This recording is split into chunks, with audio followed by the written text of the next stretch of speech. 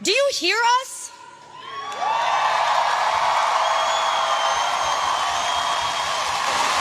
Harvard, do you hear us?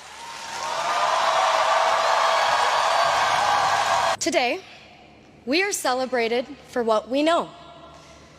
In fact, for most of our lives, we've learned to feel a sense of accomplishment in the awards, accolades, and honors that line our childhood homes.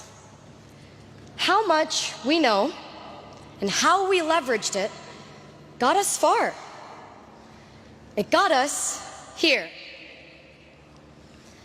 But today, I want to convince you of something counterintuitive that I've learned from the class of 2024.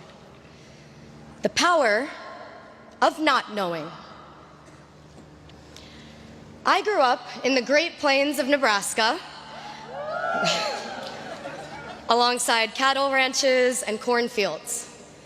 As the eldest daughter of South Asian immigrants, I was the first in my family to attend college here in the US.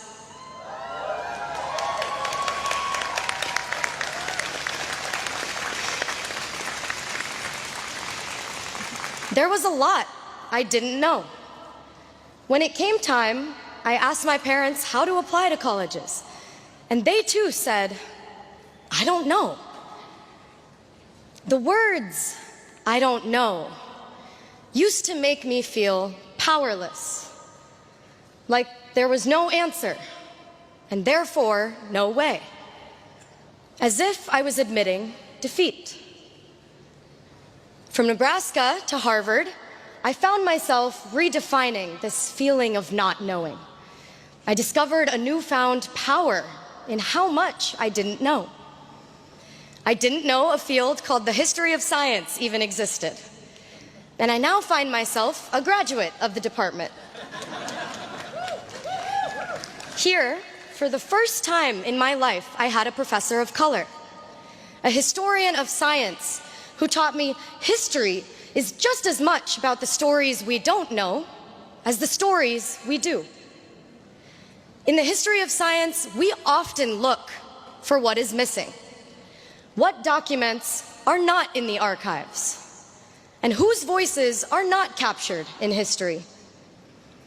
I've learned silence is rarely empty, often loud.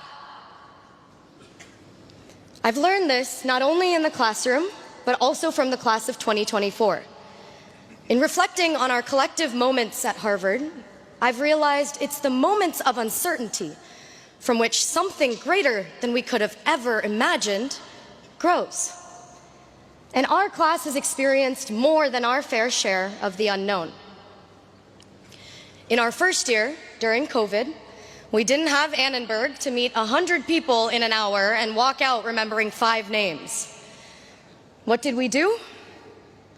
Hefes became the new Annenberg, and we learned to connect differently, building quality over quantity in our friendships. In our sophomore year, Roe v. Wade was overturned, and there was, and still is, in many parts of the country, an omnipresent uncertainty in accessing reproductive health care.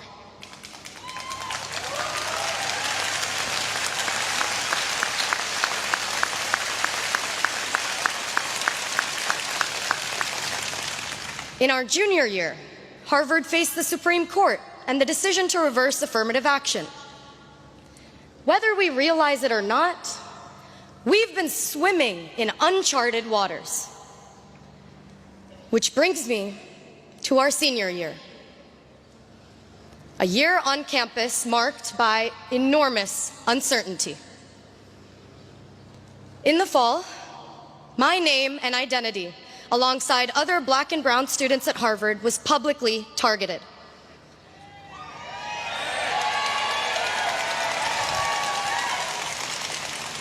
For many of us students of color, doxing left our jobs uncertain, our safety uncertain. This semester, our freedom of speech and our expressions of solidarity became punishable.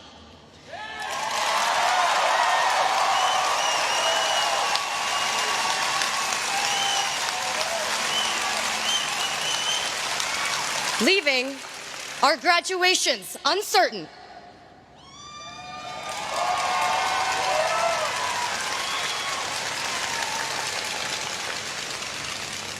As I stand before you today, I must take a moment to recognize my peers, the 13 undergraduates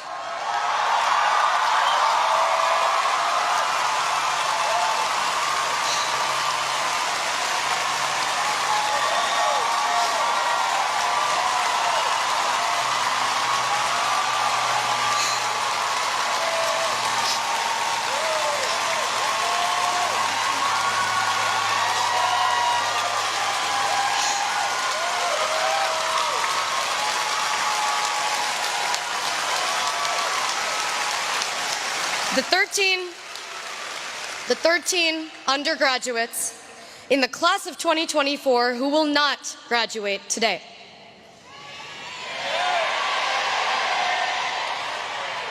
I am deeply disappointed by the intolerance for freedom of speech and the right to civil disobedience on campus.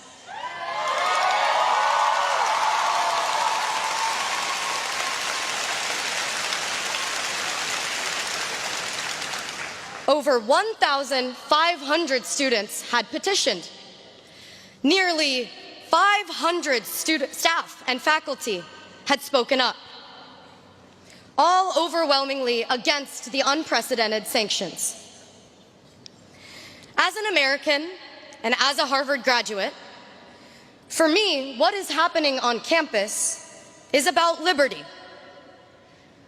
This is about civil rights and upholding democratic principles.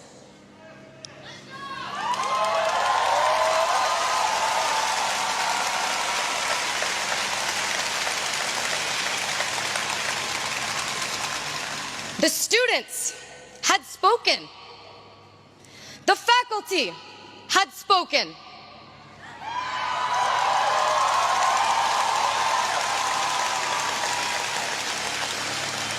Harvard, do you hear us?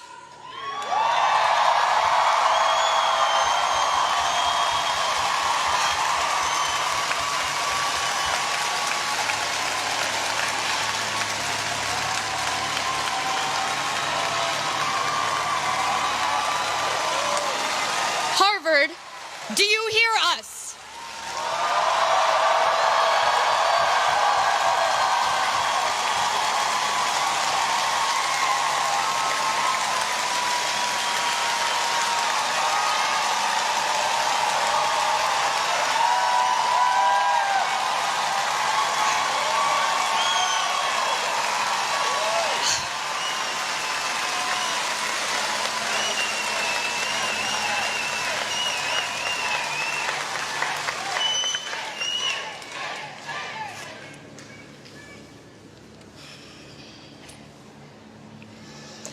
We are in a moment of intense division and disagreement in our community over the events in Gaza. I see pain, anxiety, and unrest across campus. But it's now, in a moment like this, that the power of not knowing becomes critical. Maybe we don't know what it's like to be ethnically targeted. Maybe we don't know what it's like to come face to face with violence and death. But we don't have to know. Solidarity is not dependent on what we know, because not knowing is an ethical stance.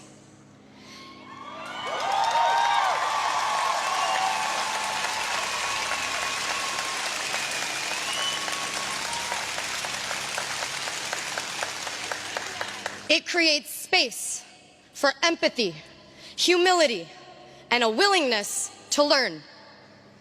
I choose to say, I don't know, so I'm empowered to ask, to listen. I believe an important type of learning takes place, especially in moments of uncertainty, when we lean into conversations without assuming we have all the answers.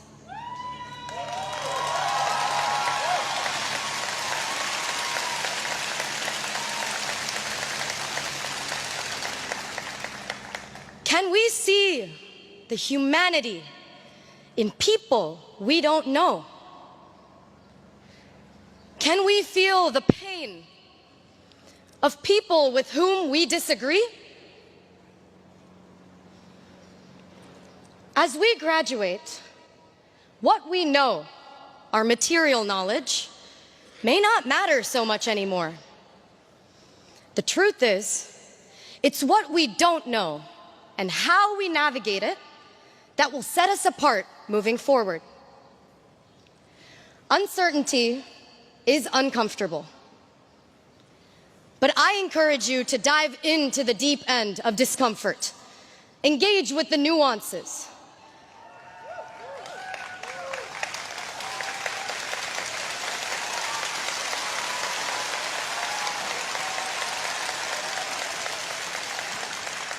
and bring with you a beginner's mind, an ethic of not knowing. Emily Dickinson had said, "Not knowing when the dawn will come, I open every door." Thank you, and congratulations.